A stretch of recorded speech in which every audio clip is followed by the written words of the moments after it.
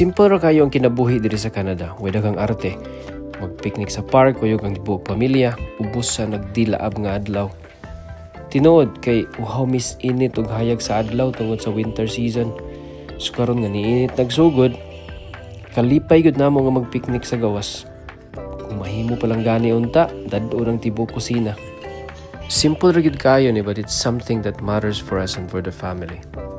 Siguro kung naamis Pilipinas, di na mo mahimo. Siguro mostly suroy sa mall, mga on sa restaurants.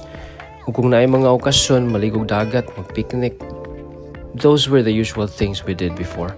Nindot, sadya, labi nagnaitapok-tapok, but oftentimes, sobra ra kaayo, alingog-ngog, saba, layo sa kahilom.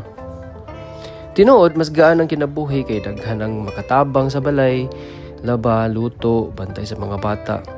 100% way labad sa ulo. Pero I tell you, bisag nagkapuliki mi diri kay amo tanang lihok, diri pud namo na appreciate ang reality nga kontrolado na mo ang tanan subay sa kung unsay among gusto. Labi na sa among pagpadako sa mga bata, the kind of upbringing we want them to have. Nya mo surrender na ba mi sa among kinabuhi diri? Dili bisag hangos na kaya ra, bisag kapoy na kaya ra gyapon.